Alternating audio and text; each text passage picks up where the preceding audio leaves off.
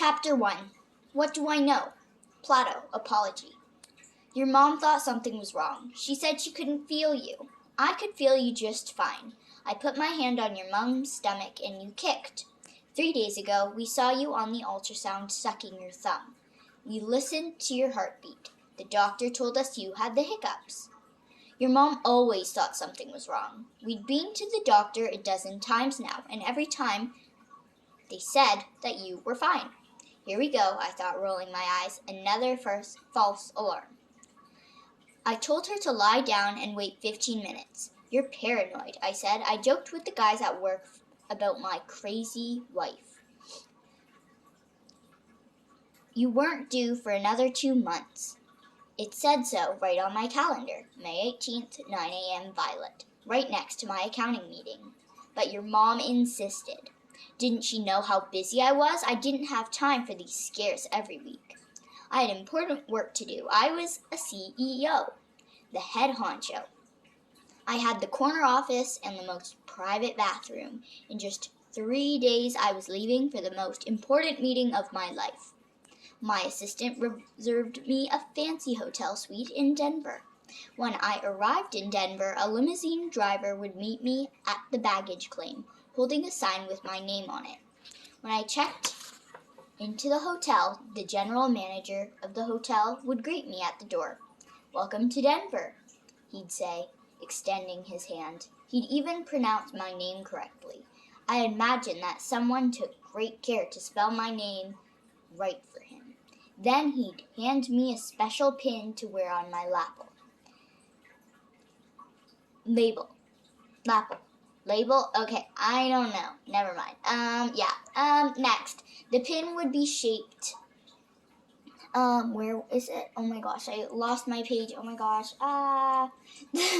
Sorry. The pin would be shaped like a pineapple. The pineapple pin conveyed a message to the rest of the hotel staff for the duration of my stay. Do whatever this man asks you to do. A chilled 6-pack of my favorite beer would await me in this presidential suite. Wait, I thought he said that he was poor. I'm so confused. Oh my gosh. Wait, what? Okay, I'm really bored. Anyways, let's see. I don't know where I was again. Okay.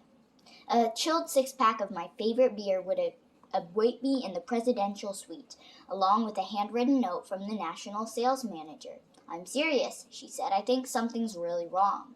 So I sighed. I left an important meeting about my important meeting. Wait, what? Okay, that's just tongue twister. Gosh. And we drove to the doctor for more tests. The doctor assured us again that there is no cause for concern. "Don't be such a demanding, overachieving mom," the doctor said, playfully swatting your mom's arm with the clipboard. "See," I told your mom, patting her head. "Everything's fine." 6 days later, your mom almost bled to death while I delivered my important speech on the other side of the country. The doctors cut your mom open and pulled you out. She was in labor for only 20 minutes before you were born. All 13 pounds. 13 ounces of you. It's possible we might have missed something, the doctor conceded. The first time I saw you, the flight attendant was telling me to turn off my phone. Your grandpa emailed me a picture. There you were on your back, unconscious, with your little hands outstretched and something word. Oh my gosh, that's such a crazy word. I'm not even listening to this book because it's getting really boring. Oh my gosh.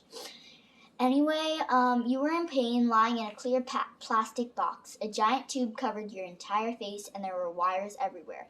A feeding tube in your belly button, some kind of glowing monitor snapped into your foot.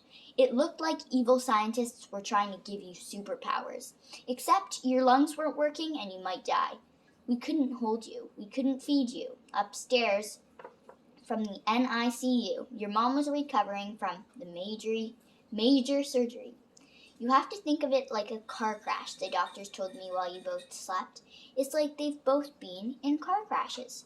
Your digestive system wasn't sped up, so they gave you an IV. So they put you under a heat lamp. Your lungs hadn't fully developed, so they inserted a breathing tube. Oh, a breathing tube? That's so weird. Oh my gosh. Oh my gosh, I don't like that. Anyway, it was possible that your brain had been starved of oxygen, a condition called hypoxia. They'd know better tomorrow. When tomorrow came, they'd know better tomorrow. Wait, what? Okay, I'm confused. That just repeated the same thing. What? Okay, anyway, I needed to sign more forms. There were other infants in the ward with you, other parents sitting by their sides. We would nod at each other, but we never spoke. You didn't talk to the other parents in the NICU, and they did not talk to us. Some babies left that ward, others did not. You spent the first month of your life in an incubator. Oh my gosh, isn't that where like chicks hatch or something? If they don't have moms, I'm so confused. Anyway, within a few days, you were lying in that thing with your arms outstretched as though you were sunbathing. This, to me, has always summed up your natural spirit, Violet. You always bore adversity as well.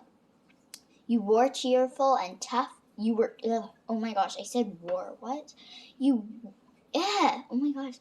You were cheerful and tough from the start. I do not handle adversity well. I sure wasn't cheerful. I'd stopped sleeping normally months ago. I usually sleep less than 4 hours a night. The night before you were born, I didn't sleep at all, even in my fancy suite at Denver. It had nothing to do with you. I couldn't sleep because I was filled with anxiety and dread about my important job. Oh my gosh, I said that so weird. Oh my gosh, what just happened? Anyway, I was about to lose that job and I knew it. I didn't know what I would do if I lost my job. Why do you know that you're gonna lose your job? Like, oh my gosh. I just don't understand. I don't understand anything. Oh my gosh. 2010 was the great height of the Great Recession. Great Recession. And jobs were scarce. I was born in 2010. Oh, that's so cool. Oh. No, not cool. Interesting. Anyway, I received offers, but all of them were in Washington, D.C., a 90-minute commute each way. But we couldn't move because we couldn't sell our house at the peak of the housing crash. Oh, so he is how poor? I don't understand. Our home lost half its value. We owned the bank more than the house was worth. Even if we could find a buyer, we couldn't afford to sell. And if we couldn't even rent it out for the cost of the mortgage payment. I was just thinking, just rent your house out. Oh my gosh. Anyway, like many people at that time, we were stuck. It would be months before your mom recovered, and you weighed less than 4 pounds. We needed to feed you. Okay, what's relevant with Plato? I'm just confused. Anyway, we needed to feed you every hour. Your mom couldn't possibly go back to teaching, at least not for another year. She couldn't even walk upstairs. We had some savings, but only enough to last us a few months. How would I provide for us? What would we do? I fixated on the worst case scenario. Oh my gosh, why did I say that? Okay, I was certain I would remain unemployed, burn through our savings, and lose the house, even before you were born. I was unhinged from lack of sleep and anxiety, and the stress manifested physically. I lost 20 pounds in 3 months. The skin on my hands and feet broke out in deep and painful sores.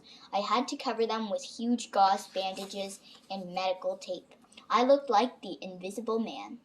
As you and your mom recovered in the hospital, and all this fear churned in my gut, I went home all at night to prepare the nursery. One night I removed several tall bookshelves from the room. I started packing up a 54-volume set, The Great Books of the Western World. They'd served as decor in my okay, I said that weird again. I keep saying the weird words. Oh my gosh, decor. In my various abodes since I purchased them at a flea market for $50.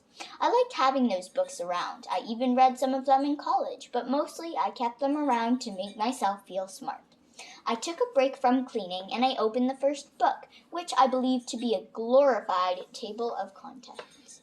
The editors had assembled a reading list. 10 years of reading. The first book on the list was Plato's Apology. In Greek, apologia doesn't mean apology like we understand it. It means defense speech. In the context of ancient Athenian trials, the accused word would make an apologia, the way a defendant might speak in his own defense today. Oh my gosh, I'm going to have a lot of trouble pronouncing these weird Greek names. Ugh. Why does it have to be this chapter? Anyway, Plato's Apology is the defense speech of the philosopher Socrates. Socrates, I think. Socrates. It must be Socrates. I don't know. Who was put on trial in Athens in 399 BCE. BCE, actually. Socrates was convicted of these charges and sentenced to death. He accepted his sentence and drank poison cheerfully. Wait, who would drink poison cheerfully? They must have this written down wrong, because I just don't understand.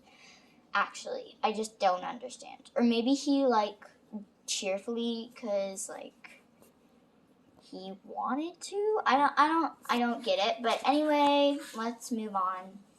Socrates was a actual historical figure, but he himself never wrote anything down, or if he did, it's lost to us. After he was executed, his student Plato used Socrates as a kind of lead character. Our historical notion of Socrates as the doomed yet noble philosopher who annoys everyone comes to us almost entirely from Plato's version of him.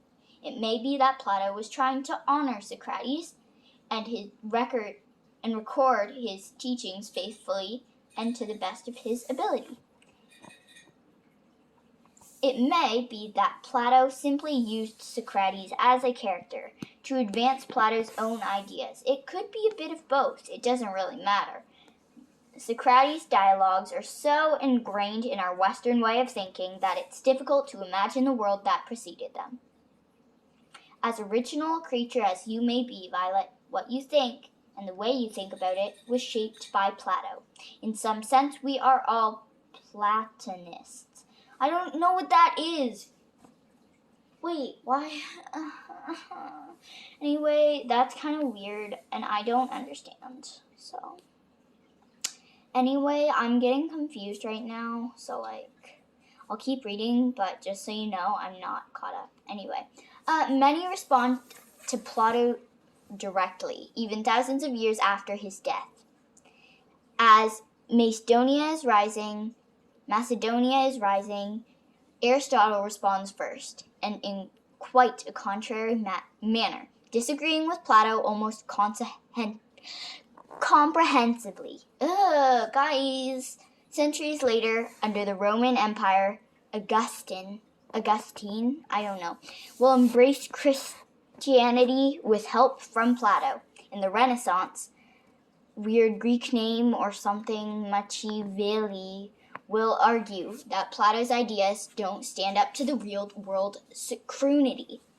After the Industrial Revolution, Karl Marx will claim that Plato's notions have simply been used as a tool of oppression. I almost said comprehension. Oops. Anyway, so Plato isn't just another dude on the list, Violet. Dude. Oh my gosh, this person must be cool. Oh, cool. Okay, anyway. The list exists because of Plato, and the hero of Plato's dialogues is Socrates. Socrates loved wisdom. He did not seek riches, power, glory, or honor, though he seemed to acquire enough of those things to get by. He spent his entire life pursuing wisdom, and at the end of his life he freely admitted that he possessed no wisdom whatsoever. In response to the charges leveled against him, Socrates explains that he is not an atheist, and he has not corrupted the youth. These are trumped-up charges. He claims that the most pernicious, some weird word, charge are trumped up. I went to the next line. Oops. leveled against him. He claims that the most blank charge leveled against him is unspoken, that certain Athenians want to punish him because they claim that Socrates believes himself to be a wise man. Socrates explains to the court how he obtained this reputation as a wise man. A long time ago, he and a friend visited the oracle at Delphi. The friend decided to ask the oracle if anyone in the world was wiser than Socrates. My friend asked the oracle to tell him whether anyone was wiser than I was. Okay, this is like Socrates, I think, not him anymore, because that's just not what happened. And the Python Propetus something answered that there was no man wiser.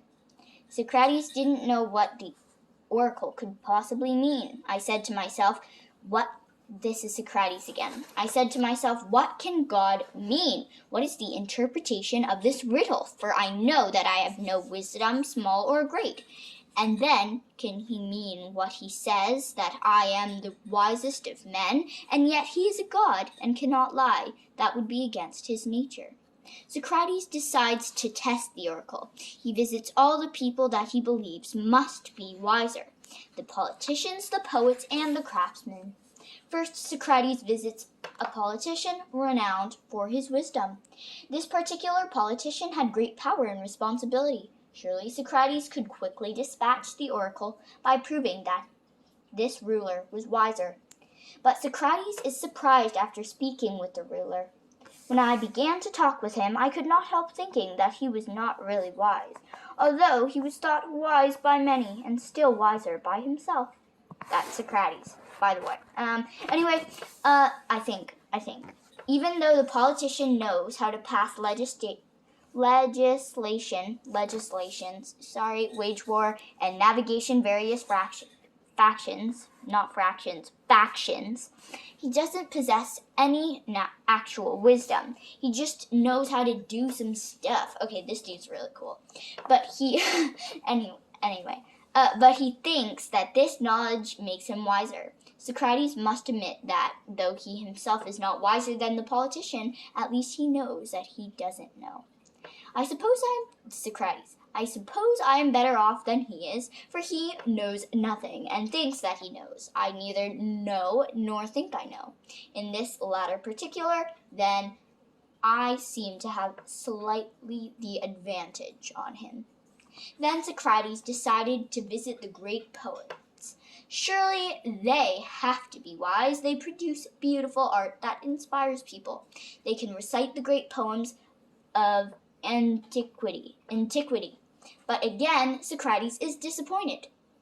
Socrates: there's hardly a man here who would not have talked better about their poetry than the poets did themselves. Socrates concludes that the poets act from divine inspiration. Just because they possess talent doesn't mean that they possess any wisdom. But like the politician, they too thought they were wise. All right, Socrates said, I'll go talk to the craftsmen. They have to be wiser than I am. They'll produce useful and necessary things for society. But again, he finds that all the tradesmen think that they're wise because they can manage money, build a boat, or make a horseshoe. Socrates leaves them the same way he left the others, thinking, well, they aren't wise either, but they still think that they are. So now Socrates has, swear, oh my gosh, what? Anyway, let's just skip that. I don't know, I'll blank out the word. So now Socrates has blank off everyone. The politicians, the poets, and the tradesmen, because he's told them that their knowledge amounts to doodly squat. This, says Socrates, is why he's really on trial, and not this business about aphorism or corrupting the youth, which is nonsense. And then he explains what the oracle actually meant. Socrates: But the truth is, O men of Athens, that God only is wise, and by his answer he intends to show that the wisdom of men is worth little or nothing. He is not speaking of Socrates. He is only using my name as a way of illustration, as if he said, he, O men, is the wisest, who, like Socrates, knows that his wisdom is worth truly nothing. I thought my job was so important. I thought I was so important. Suddenly you were here, and I didn't know if you would ever leave the hospital. I didn't know how to take care of you, or even if I could take care of you. I didn't even know who I was, or what I wanted, or what was important in life. But it certainly wasn't my job, my ambition, or the value of my home. I wasn't an executive. I was just some guy at the hospital asking a bunch of questions nobody could answer. I had no idea what was going to happen, and I couldn't control a thing. Neither could the doctors. Nobody knew, swear again, blank thing, not in the hospital, not at work, and not in life. Oh my gosh, how inappropriate. You concentrated on the necessary things in life. You breathed, you ate, you slept, and while you may have been frail, helpless, and ignorant, you were also pure, honest, and innocent. For the moment, you were free from something, and desperation. I don't know what those mean. I had begun to embrace... I had begun to embrace as a responsible adult. Oh, embracing the kid. Okay, I'm confused. I'm very confused now. Yes, I would clothe you, feed you, and care for you. None of that was as important as my true obligation to you, which was pretty simple. Just don't ruin you. Don't pollute your spirit with my faults, my bad habits, and my bad ideas about the real world. For the first time, I began to examine my own ambition, my own ego, and the whole system I was caught up in, largely because you knew none of it. You didn't come with a resume and a credit score, Violet. You weren't a Democrat or a Republican. You weren't a capitalist or a Christian or even an American. You were a little girl just trying to survive in nature. Oh my gosh, how long is this chapter? Wait, there's a few pages left. Okay, anyway, the way was the real truth. We're all just trying to survive in nature. All these economic and political mechanisms we're obsessed with, and which drive our decisions and fill us with fear, anxiety, and rage. They don't really exist. We invented all of them to help us survive. There's no such thing as America, and no such thing as dollar. There's no such thing as Goldman Sachs, I don't know, or anyway, or credit default swap, a mortgage, or medium income. In the long run, all of these vanish, only to be replaced by other fictions. Not so long ago, the Roman Empire occupied more than 1 million square miles. Rome controlled a vast and global trade network previously administered by the Carthaginians, the Athenians, and the Minoans. Okay, weird names. Anyway, all vanished empires themselves. Rome commanded unparalleled military, economic, and cultural power. The Roman imperial structure endured for 1,500 years in one form or another, succeeding 500 years of the Roman Republic and several centuries of Roman monarchy. For many centuries, the primacy of Rome was simply a fact of life. It was the way things were. Rome was permanent and indestructible. Everyone knew that. Remember, when you were born and listened to Socrates, only the gods know. The rest of us may act important and wise. We may dress up in fancy suits, stick pineapple pins on our lapels, I don't know what that is, make a bunch of money, run our little political schemes, wage our wars, or even read a bunch of old books. We delude ourselves in titles and our tiny accomplishments in life that grant us wisdom we don't actually possess. And the more money we make, the more power we acquire, the harder it becomes to utter 3 little words, I don't know. And oh, Violet, how these words can help you in your life. Don't be like me and be ashamed of your ignorance or pretend that you don't know it all. Pretend that you do know it all. Don't ever be scared to admit that you don't know something. Guineas? No. Anyway. Don't ever be scared to admit something when you don't know something. Socrates didn't know either. At least he knew he didn't know. I didn't even know that much before you came into my life. I thought I knew things because of some hotel staff in Denver did what I told them. You would arrive on May 19th. Oh my gosh, my birthday is May 18th. Oh, that's so weird. Anyway, it was on my calendar. Your mom was fine. You were fine. If I lost my job, I would lose my. Oh, I'm getting so tongue twisted. It's a really long chapter. I would lose my job, and it would plunge our family into ruin. I didn't know anything, and I was terrified to admit it. So what can I possibly teach you? Simply that nobody knows, Violet. The chairman of the Federal Reserve didn't know. The president of the United States doesn't know. Your priest doesn't know. Your boss doesn't know. I don't know. At best, we're using all the available evidence to make prudent judgments. At worst, we're proceeding carelessly from complete ignorance or deliberately ignoring crucial information, and most of the time we're operating as best we can, given that we can't possibly know all the variables at play. That is why you must approach the world with a great deal of skepticism. Okay, I don't know what that is. Skepticism. Some word, I don't know. A lot of these words are weird. You can't simply take things at face value, especially when they're coming from authority figures, and especially when those authority figures lay claim to absolute certainty. One may have power and authority, and also know nothing.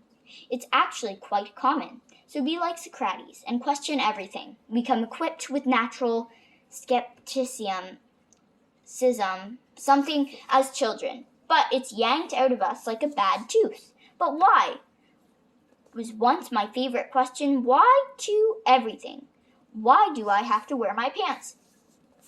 And what was my response to you? Why? Because I said so. That's why. Because everyone wears pants. Brush your teeth or they'll turn black. Have the cat and he'll bite you. You live in a democracy. All men are created equal. Religion is God. Violence never solves a thing. You have rights and they can never be taken away. The invisible hand of the market will solve problems. Our primitive enemies